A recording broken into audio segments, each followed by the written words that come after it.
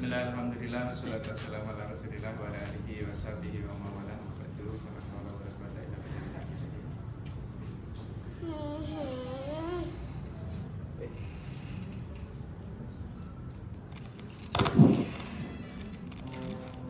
Wah, ini atau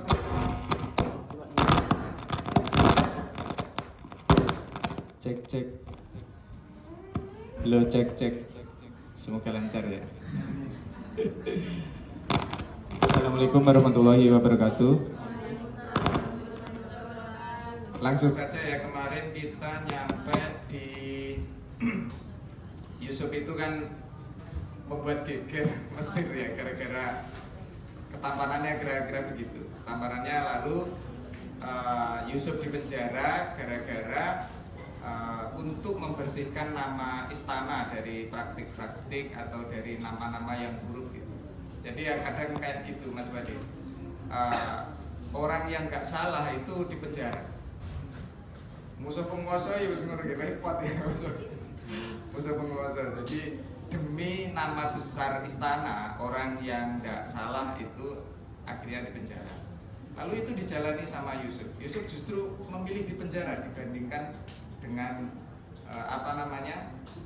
dibandingkan dengan dia bebas tetapi memiliki beban yang berat. Dia mengorbankan dirinya demi untuk nama baik istana.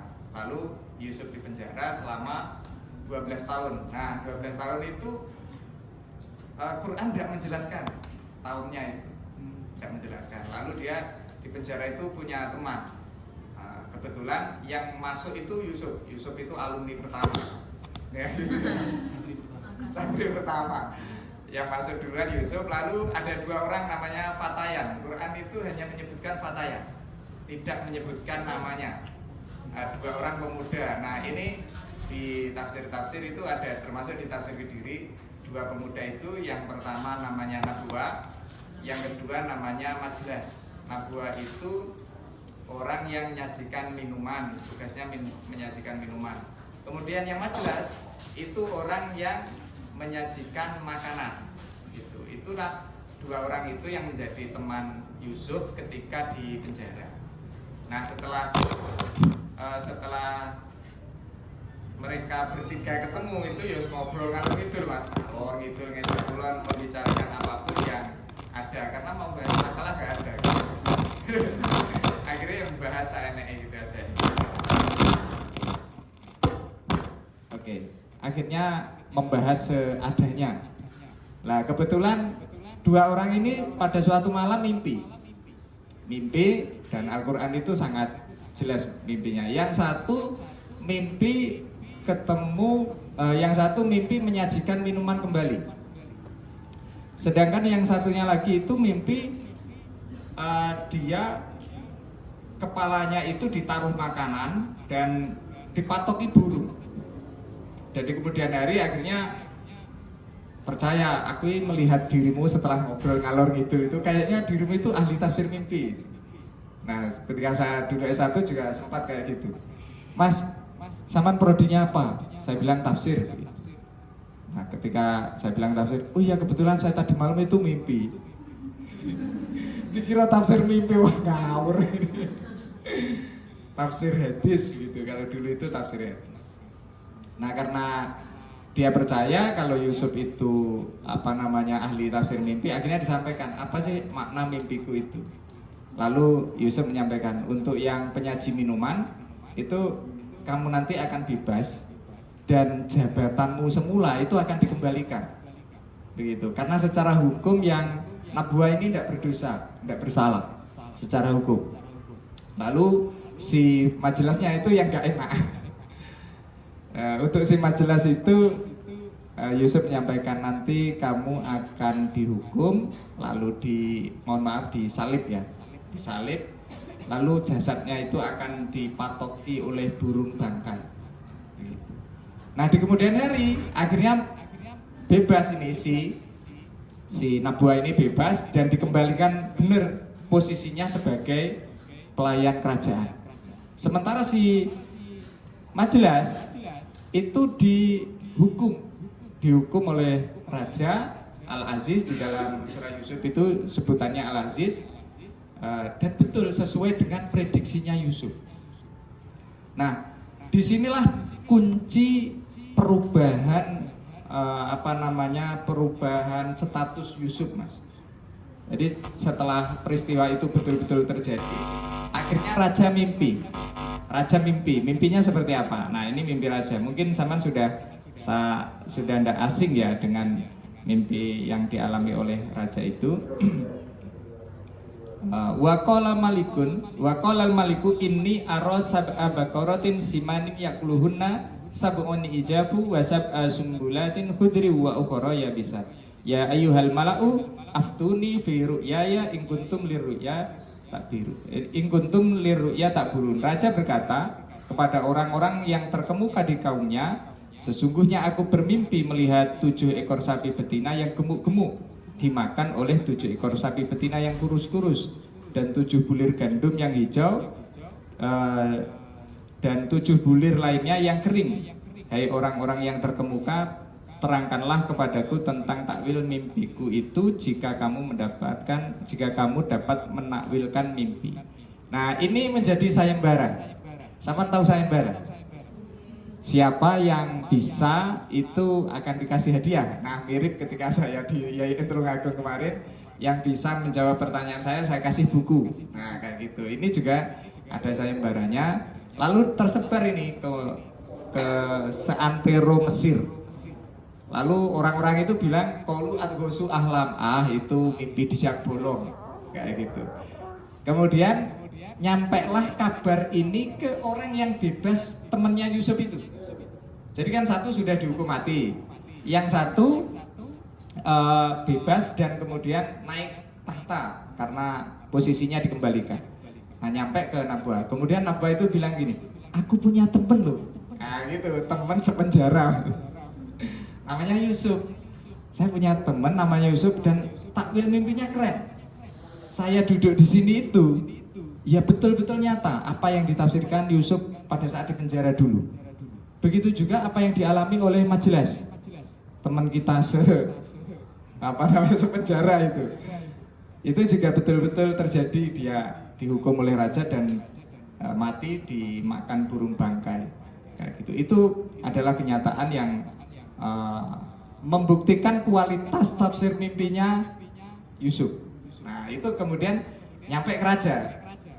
Nah, setelah nyampe ke raja, Yusuf itu dipanggil. Gak mau, Mas. Gak mau. Karena apa? Saya gak mau. Kalau hanya dipanggil. Kalau perlu raja ke sini. Weh. Jadi ada harga dirinya meskipun dia narapidana gitu loh. Raja aja datang demi apa? Demi keahlian. Udahlah, kalau sampan itu intan permata, meskipun di dalam lautan akan diselami, yakin saya. Begitu. Itu pelajaran berharga. Akhirnya raja yang datang. Di situ ada negosiasi bahwasannya Yusuf itu mau menakwilkan mimpi. Satu syaratnya, kalau nama saya dibersihkan. Gitu. Dibersihkan dari kasus 12 tahun yang lalu. Akhirnya raja menyanggupi, kemudian ditafsirkan akan terjadi 7 tahun musim panen, kemudian akan terjadi pula 7 tahun musim paceklik begitu, atau musim kering. Gak tahu bahasa paceklik itu bahasa Indonesia atau bahasa Jawa ya. Paceklik begitu ya. Itu yang saya tulis di tafsir Kediri ya, musim paceklik dan musim panen. Nah, akhirnya karena Yusuf itu sudah terbukti, si raja juga takut, Mas. Wah, ini kalau 7 tahun terus-terusan panen, kemudian 7 tahun terus-terusan paceklik, wah bisa salam ini Mesir ini. Nah gitu, udahlah, saya percaya ke kamu. Yusuf dikeluarkan dari penjara, langsung dikasih jabatan menteri. Nah, Yusuf itu bukan raja, ini seringkali disalah tafsirkan ya. Di dalam banyak tafsir hampir sepakat, kalau sepakat itu namanya al-ijma' fit tafsir. Begitu, ada istilahnya al-ijma' fit tafsir, kesepakatan di dalam tafsir. Itu wazir kesepakatannya itu. Wazir itu kalau kita ya mungkin setara dengan Erlangga Hartarto, Menteri Ekonomi. Tapi yang jelas gini, wazir itu tidak hanya sebatas menteri, tetapi sampai perdana menteri. Seperti di Malaysia itu kan ada raja, ada perdana menteri. Nah, yang mengawal ekonomi itu perdana menteri itu. Rajanya itu ya hanya duduk-duduk saja, tinggal ngongkon perdana menterinya. Nah, Yusuf nyampe di level itu. Nah, setelah alhamdulillah sudah naik pangkat, sudah tidak narapidana lagi, itu kehidupan Yusuf berubah total. Nah, saat itulah terjadi musim yang sama dengan prediksi Yusuf. 7 tahun panen. Nah, itu Yusuf begini. Janganlah engkau makan melebihi umumnya engkau makan. Jadi kalau yang dimakan itu setengah. Jadi kalau hari ini makannya 3 kali mungkin 1,5. Ayo sebuah pilih atur yang jelas itu tidak boleh setara dengan apa yang dimakan setiap hari, begitu caranya. Dan kemudian yang ada di ini, yang ada di sawah, yang sudah 7 tahun terakhir, jadi panen selama 7 tahun, 7 tahun terakhir itu gandum-gandum itu tidak dipetik, Mas, tetapi dibiarkan tetap di pohonnya, biar dia mengering. Saya tidak tahu apakah cara seperti itu di pertanian bisa mengawetkan, itu saya tidak tahu. Tapi yang jelas cara yang disampaikan Quran kayak gitu. Jadi mengawetkannya itu tetap di pohon, kemudian mengering dengan sendirinya. Kalau kita mungkin wong Jawa ya, orang Kediri itu ditaruh di bubur situ, Pak. Jadi padi atau jagung itu diikat ya, diikat ditaruh di atas. Itu fungsinya ganda. Yang pertama dulu itu orang cetek geni. Nah, cetek geni atau tidak pakai gas LPG itu enggak, tapi pakai kayu bakar. Nah, ini dia asapnya ke atas. Asapnya itu hama tidak akan mungkin kerasan karena setiap hari terkena asap itu, dan itu bisa awet itu. Nah, kalau di Jawa kayak gitu. Tapi yang dijelaskan Al-Qur'an itu dibiarkan di pohonnya atau di apa ya jenis gandumnya tetap di pohonnya itulah. Awet, akhirnya betul 7 tahun Mesir sudah punya stok makanan yang banyak. 7 tahun musim kering betulan. Nah, ini yang menjadi titik krusial tentang sejarah Mesir yang mengalami krisis panjang pada masa itu. Setelah krisis panjang, nah negara-negara sekitar itu kehabisan stok, Mas. Termasuk wilayah Kan'an, tempat di mana Kanaan ya, tempat di mana Nabi Yakub hidup bersama anak-anaknya, yang di situ itu tinggal 11 karena Yusuf nggak tahu arah apa namanya, kalau saya orang Jawa itu raruh alang ujure gitu ya. Nggak jelas kabarnya karena setelah dibuang di sumur itu memang Yusuf nggak kembali. Nah, disitulah musim paceklik itu mereka kemudian ditugaskan oleh bapaknya mencari sembako. Kalau saya ya sembako gitu aja ya. Atau istilah di dalam dunia tafsir itu sukatan, mencari sukatan. Nah, di situ Yusuf itu gini, Mbak. Yusuf itu, loh, ini kan saudara-saudara saya yang dulu pernah menjatuhkan ke dalam sumur. Nah, apa pelajarannya? Orang itu kalau disakiti, Mbak, gak akan lupa. Meskipun yang menyakiti sudah lupa gitu. Tapi kalau yang disakiti gak akan lupa itu. Nah, akhirnya apa? Ini kan saudara-saudara saya. Untuk ngetes apakah betul saudara saya atau bukan, itu karena pisahnya sangat lama, Mas. Jadi Yusuf itu sekitar 12-an tahun, lalu dibesarkan usia 18 terkena kasus perselingkuhan, lalu dipenjara 12 tahun, lalu terjadi musim panen 7 tahun, setelah itu musim paceklik. Nah, disitulah ketemunya. Udah berapa tahun itu? Lama sekali itu. Otomatis kalau lupa itu ya wajar. Apalagi Yusuf tampilannya sudah keren. Nah, mahasiswa UIN. Nah, itu membuat orang lupa. Padahal temennya dulu waktu di SD sudah gak ingat lagi. Nah, akhirnya apa? Akhirnya untuk menguji itu Yusuf tanya gini, apakah kamu masih memiliki saudara? Oh iya, tentu kami masih punya saudara. Ada satu yang di rumah itu jaga bapak, maksudnya Benyamin. Ada satu lagi yang sejak kecil itu hilang di padang pasir. Aku. Nah, untuk memastikan saja ini saudara saya atau bukan. Nah, akhirnya apa? Akhirnya setelah betul-betul dikonfirmasi datanya valid begitu ya, bahwa mereka adalah saudaranya Yusuf, dijamu makan, Pak. Dijamu makan. Kalau kita tahu bahwa dia orang yang berbuat jelek terhadap diri kita, bahkan mengancam nyawa, ya mohon maaf, mungkin kita balas dendam melebihi dari apa yang dilakukan. Yusuf itu ketika bilang selesaikan, selesai, karena memiliki kekuatan yang luar biasa.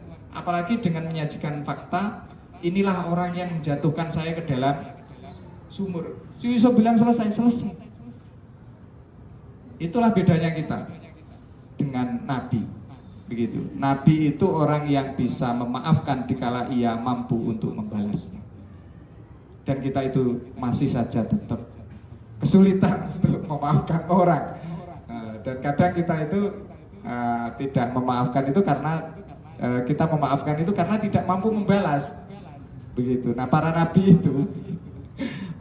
itu memaafkan meskipun dia mampu membalas. Dan justru yang dikasih lebih besar, lebih baik daripada yang dilakukan. Dikasih jamuan makan, Mak. Di tafsir Kediri itu saya menjelaskan, Yusuf itulah yang ngangkat sukatan itu ke dalam untanya. Yang ngangkat itu, Bang, musung-musung kayak itu dinaikkan ke dalam unta itu Yusuf. Nah, setelah itu, setelah muatannya penuh, mereka kembali pulang ke Kanaan. Kembali pulang itu gini. Setelah nyampe rumah, loh, kok uang kita dikembalikan? Jadi uangnya untuk beli sukatan itu dikembalikan. Nah, ini contohnya. Orang itu akan nurut kepada Anda kalau Anda kasih sesuatu. Udahlah, nurut itu orang itu. Iya, itu kunci itu. Pokoknya dikasih sesuatu, udahlah, kalau gembor-gembor di luaran, kasih ada kedudukan sebagai menteri, udahlah diem dia. Kalau Anda ingin ngambil ayam yang liar, itu tidak perlu Anda pakai gepuk gitu. Cukup Anda taburkan jagung, dia datang sendiri dia. Begitu. Kalau Anda bawa gepuk, udah dia lari. Kayak gitu. Itulah teorinya. Nah, waktu itu Yusuf gini, besok kalau kesini lagi, adikmu jangan lupa dibawa ya. Nah gitu.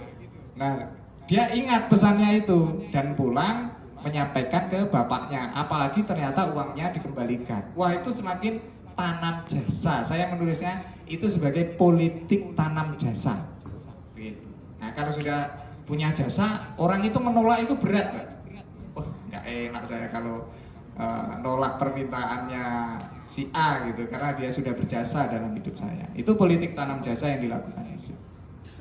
Nah, akhirnya gini, akhirnya sembakonya habis. Nah, gitu ya, bekalin telepon wong tuane. Kan di pondok aja. Nah, bekalnya habis dan harus kembali lagi ke Mesir. Tetapi masih punya satu hutang, yaitu harus membawa adik. Lalu mereka nego untuk membawa Benyamin. Nah, bapaknya itu tidak tega. Mengapa? Loh, kamu loh dulu waktu kecil Yusuf itu sudah kamu bawa dan tidak kembali. Ini akan kamu bawa lagi. Apalagi mohon maaf, Nabi Yakub itu sudah sepuh, sudah tua, sudah tidak ada lagi orang yang merawat kecuali Benyamin. Nah, ini kalau kamu bawa, siapa yang rawat saya? Gitu. Apalagi dulu kamu pernah menghilangkan Yusuf. Gitu. Nah, setelah itu akhirnya mereka ngerayu. Ngerayu itu satu tesis, Mas. Gitu. Rayuannya itu satu tesis. Karena apa? Karena ada komunikasi persuasif ya antara anaknya Nabi Yakub dengan Nabi Yakub. Dan ujung-ujungnya mereka itu berjanji, udahlah, apapun yang terjadi kami bersumpah akan membawa Benyamin kembali. Nah, karena dia bersumpah, Nabi Yakub juga merelakan kepergian itu, apalagi ditambah bumbunya Raja Mesir itu bagus loh. Dia itu uang kita itu dikembalikan, tapi dia punya syarat kalau ke sana harus membawa adik. Nah, akhirnya betul boleh dibawa, nyampe ke Mesir. Nah, itu pesan bapaknya gini, janganlah kalian masuk dari satu pintu, tetapi masuklah dari pintu yang berbeda. Delala Yusuf itu lewatnya pintu belakangnya El Jawi. Wah, gitu ya. Jadi dari pintu belakang, sementara yang lain itu dari pintu depan. Sebenarnya Benyamin itu, mohon maaf kalau saya di Kediri itu orang Jawa itu semacam orang yang ditilap nih, tahu ditilap nih, ya ditinggal atau us awakmu liwat toko ojo liwat kini. Keinginannya itu orang yang mulia, yang dimuliakan itu ketika lewat depan, dan yang di belakang itu ya dalam tanda petik maling, mas.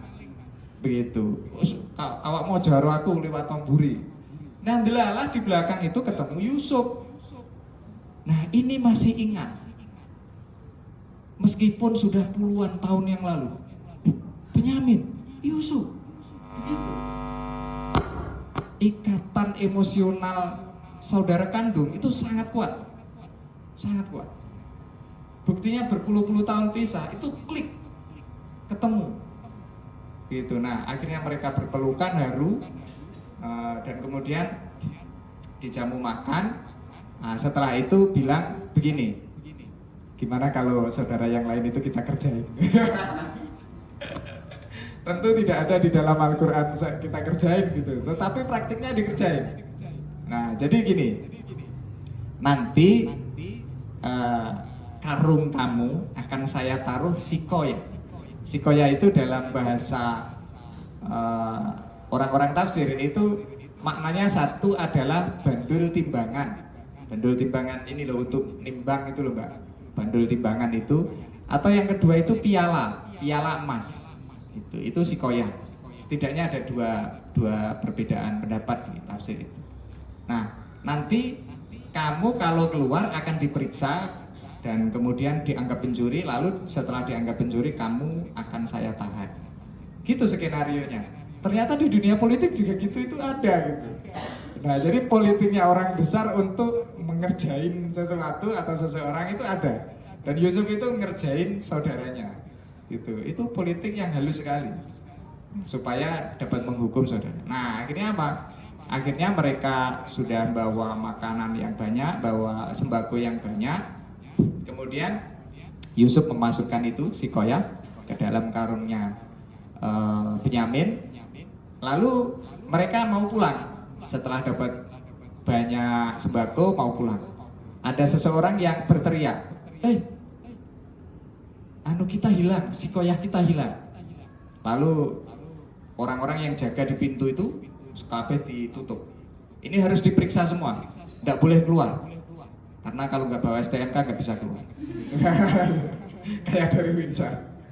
Nah, itu diperiksa dan kemudian ketemulah sikoya itu di dalam karungnya Benyamin. Nah, ini dia ketemu. Nah, setelah ketemu apa? Setelah ketemu, wah geger karena apa? Wah, ini masalah ini. Ini masalah. Karena apa? Karena pesennya bapaknya itu jangan sampai terjadi apapun kepada Benyamin. Kalian dulu pernah menghilangkan Yusuf, jangan sampai terjadi apapun ke Benyamin. Nah, akhirnya mereka nego-nego, mas. Nego-nego antara saudaranya Yusuf dengan Yusuf. Nego-nego sampai negonya gini, udahlah, kamu tahan, kamu jadikan apapun kita, tidak masalah. Yang penting jangan Benyamin. Wah, masalahnya besar kalau yang ditahan adalah Benyamin. Nah, kemudian Yusuf menyampaikan gini, hukum tata negara Mesir ini harus diingat. Jadi hukum tata negara Mesir itu, orang yang mencuri harus menjadi budak dari orang yang barangnya dicuri. Itu hukum tata negara Mesir. Tidak semudah itu diganti orang lain. Karena dia pelakunya, dia yang harus bertanggung jawab. Nah, akhirnya nego-nego lagi, gak gol, tidak tembus. Nah, itu nego-nego politik yang gak gol ini ada juga mas di dalam Al-Quran. Ada yang tembus, ada yang tidak tembus, itu nego-nego politik. Nah, akhirnya mereka kembali menceritakan pengalamannya, menceritakan yang terjadi di Mesir. Pulang bawa berita duka bahwa Benyamin mencuri. Nah, kayak gitu. Itu redaksinya Quran asik sekali. Ketika mau ngajak Benyamin pergi, itu dia menjelaskan dengan redaksi ahun, saudara kami, gitu. Ahona dengan redaksi ahon, bapak saudara kami. Ya, itu adalah redaksi yang dipilih Al-Quran. Tetapi ketika Benyamin mendapatkan kasus, itu Quran unik redaksinya. Inna benaka sarok, gitu. Wahai bapak, anakmu mencuri, dia tidak mau mengakui sebagai saudara, gitu. Itu kan sakar video gitu. Jadi apa pelajarannya? Orang itu kalau punya teman yang terkenal atau menjadi orang besar, dia akan ngaku-ngaku sebagai temannya. Begitu. Ada teman jadi DPR, kocok ngopi kayak gitu. Padahal ngopi itu cuma 1 kali dan beda meja. Tapi diakui sebagai temannya, namanya sudah berhasil jadi anggota dewan misalnya gitu. Tetapi kalau ada orang yang tersandung kasus, itu kita pasti cuci tangan. Misalnya kita punya teman yang ditangkap polisi, loh, bukan sih dia itu temenmu? Iya, dulu pernah sekelas tapi kita nggak akrab. Jadi cuci tangan ya kayak gitu. Kalau ada maunya, itu redaksinya ahona, saudara kami. Ketika dia mau mengajak Benyamin, tetapi setelah pulang, itu redaksinya menjadi inna benaka sarok. Wahai bapak, sesungguhnya anakmu mencuri, begitu. Padahal yang dibicarakan sama-sama Benyamin gitu loh. Itu pemilihan diksi yang keren. Dan disitulah kemudian Nabi Yakub menangisi anaknya dengan tidak bisa dibendung. Gitu. Kemudian kalimatnya apa? Ini yang sering saya singgung Mas Wadi. Kalimatnya itu adalah qala ya asafa ala Yusuf wabyaddat ainahu minal husni fahuwa kadim. Aduhai dukaku terhadap Yusuf. Loh, kalimatnya Yusuf, tapi yang pergi Benyamin. Itu yang saya sebut ngeprank itu. Quran itu ngeprank juga. Gitu. Jadi kalimatnya Yusuf, yang pergi Benyamin. Yusuf sudah pergi puluhan tahun yang lalu, Mas. Gitu. Yang pergi saat itu adalah Benyamin. Makanya di tafsir Kediri itu saya bilang, meskipun ini kalimatnya Yusuf, tetapi yang pergi adalah Benyamin. Kenapa yang muncul dari seorang Nabi Yakub kalimatnya Yusuf? Karena sebenarnya yang disayang itu Yusuf. Dan luka lama yang belum sembuh, kamu tambah lagi dengan luka yang baru. Itulah luka dengan luka yang bertumpuk-tumpuk, kemudian sangat sedih dan membuat matanya Nabi Yakub itu putih. Jadi satu tesis, Mas. Iya, Babiyatat Ainahu itu. Itu jadi satu tesis. Begitu. Makanya apapun yang disyaratkan Al-Qur'an itu ya bisa menjadi karya, baik itu penggalan ayat maupun hanya sebagian penggalan ayat itu. Nah, setelah matanya memutih, Nabi Yakub itu pesen ke anak-anaknya yang lain, udahlah, apapun kasusnya, apapun yang terjadi, saya tidak mau tahu. Pokoknya Benyamin harus kembali. Akhirnya mereka kembali lagi ke Mesir, 400-an kilo. Saya menghitung itu kilometernya Kanaan sama itu farsah, para mufasir itu farsah.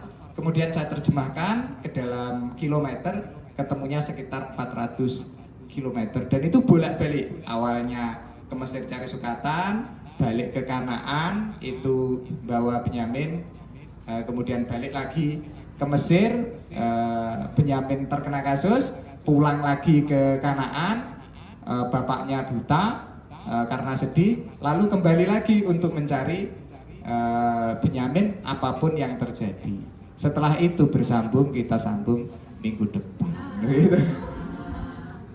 Ihdinas siratal mustaqim. Wassalamualaikum warahmatullahi wabarakatuh.